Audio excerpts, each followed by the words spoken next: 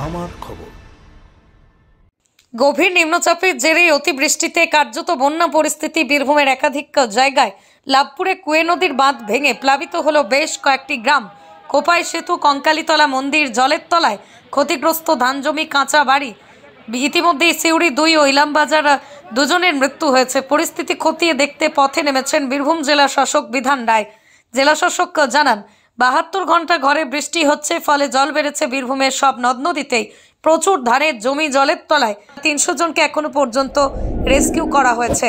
বঙ্গোপসাগরে তৈরি গভীর নিম্নচাপের জেরে 3 দিন ধরেই কলকাতা সহ দক্ষিণবঙ্গের বিভিন্ন জেলায় ভারী থেকে অতি ভারী বৃষ্টিপাত হচ্ছে। বীরভূম জেলায় অতি ভারী বৃষ্টিতে একাধিক জায়গায় বন্যা পরিস্থিতি তৈরি হয়েছে। এই মরশুমে 1 মাসের মধ্যেই দুবার প্লাবিত হলো বোলপুর, শান্তিনিকেতন, লাভপুর সহ একাধিক জায়গা। লাভপুরের বলরামপুরের ডোমপাড়ায় কাছে কুয়ে নদীর বাঁধ ভেঙে যায়। প্লাবিত বলরামপুর, রামঘাট, জয়চন্দ্রপুর, খাপুর, ঠিবা সহ প্রায় 15টি গ্রাম প্লাবিত। মানুষজন ঘর ছাড়ছেন। সদ্য বীজ বপন হয়েছে, একাধিক ধান জমি জলের তলায়। পরিস্থিতি খতিয়ে দেখতে পথে নেমেছেন খোদ বীরভূম জেলা শাসক বিধান রায়। তিনি জানান, গত 3 দিনে বীরভূমে প্রায় 200 মিলিমিটার বৃষ্টি হয়েছে। সিকাডিয়া জলাধার থেকে দুদিনে 10,000 কিউসেক করে মোট 20,000 কিউসেক জল ছাড়া হয়েছে। সিউড়িতে একজন টোটো চালকের মৃত্যু হয়েছে। ইলামবাজারে দেওয়াল চাপা পড়ে একজন মহিলার মৃত্যু হয়েছে। কাঁচা বাড়ি থেকে মানুষজনকে সরিয়ে নিয়ে যাওয়া হচ্ছে। ইতিমধ্যেই 300 জনকে উদ্ধার করা হয়েছে। গবাদি পশুদেরও উদ্ধার করার কাজ চলছে। প্রত্যেক এলাকার বিডিওদের পরিস্থিতির উপর নজর দেওয়ার নির্দেশ দেওয়া হয়েছে। তো 3 দিন অর্থাৎ 72 ঘন্টা ধরে প্রায় 200 মিলিমিটার বৃষ্টি হয়েছে। তারপরে আমাদের সিকাটিয়া থেকে গতকালও 10,000 কিউসেক, আজকেও 10,000 কিউসেক জল ছাড়া হয়েছে।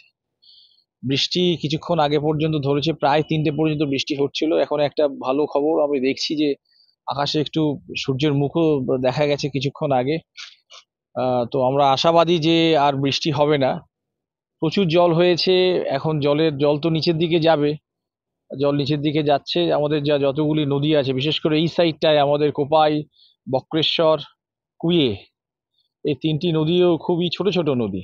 জল ধারণ ক্ষমতা কম আছে, সুতরাং ওপরের জল যখন নিচের দিকে যাচ্ছে তখন চারপাশে ইনান্ডেটেড হচ্ছে, প্লাবিত হচ্ছে বা ইত্যাদি। ক্ষয়ক্ষতি যেমন হয়েছে কিছু, আমরা প্রথম দিন যেদিন বৃষ্টি হলো সেদিনই সিউড়িতে একটি একজন মারা গেছেন। আমাদের লাইট ভেহিকেলে করে তিনি যাচ্ছিলেন, টোটো বা অটো চেপে তিনি যাচ্ছিলেন, তার উপরে গাছ ভেঙে পড়েছিল। কিছুক্ষণ আগে জানতে পারলাম যে ইলামবাজারের একজন ভদ্রমহিলা উনি মারা গেছেন দেয়াল চাপা পড়ে। আমরা যেটা করছি সেটা হচ্ছে যে আমাদের কাঁচা বাড়ি যেগুলি আছে, সেই কাঁচা বাড়ি থেকে মানুষগুলোকে সরিয়ে নিয়ে এসেছি। ইতিমধ্যেই আমরা প্রায় 300 মানুষজনকে আমরা সরিয়ে নিয়ে এসেছি, ইভাকুয়েট করেছি। ইভাকুয়েট করার পরে তাদেরকে আমাদের পাশে যে সমস্ত সেফ অঞ্চল আছে বা ইত্যাদি সেখানে আমরা রেখেছি। কোথাও স্কুল বা কোথাও ক্লাব ঘর বা ইত্যাদি, কোথাও আমাদের রিলিফ ক্যাম্পে যে রিলিফ শেল্টার আছে সেখানে আমরা রেখেছি। গ্রুয়েল কিচেন চলছে, আমাদের 5টি গ্রুয়েল কিচেন চলছে। আমাদের তারপরেই আমাদের যে রিলিফ ডিস্ট্রিবিউশন সেগুলো করছি। আমাদের প্রথম কাজ হচ্ছে সাধারণ মানুষের কাছে আমরা তাড়াতাড়ি পৌঁছে তাদেরকে যেখানে যেখানে অ্যাফেক্টেড তাদেরকে আমরা সরিয়ে নিচ্ছি সেখান থেকে। আর যেখানে যেখানে ক্যাটেল পপুলেশন আছে, গবাদি পশু বা ইত্যাদি যারা আছে, মানে আমাদের গরু মহিষ কিংবা আরো ছাগল বা ইত্যাদি, তাদেরকেও আমরা সরিয়ে নিচ্ছি সেখান থেকে। গতকাল সিউড়ি 2 এর কেন্দুয়াতে একটি মানে বলদ গাছ চাপা পড়ে মারা যায়। তো সেগুলো আমরা করছি, আশা করছি আমাদের দ্রুতই হবে।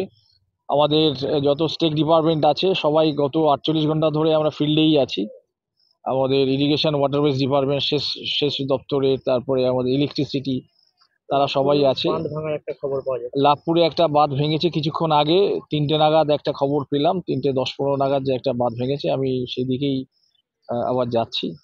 এখানে যেতে যেতে বিভিন্ন জায়গাগুলো দেখছি। কিছুদিন আগে প্রায় মাসখানেক আগেও এমন একটা আমাদের লো প্রেসারে নিম্নচাপে আমাদের অতিবৃষ্টি হলো বীরভূম জেলায়।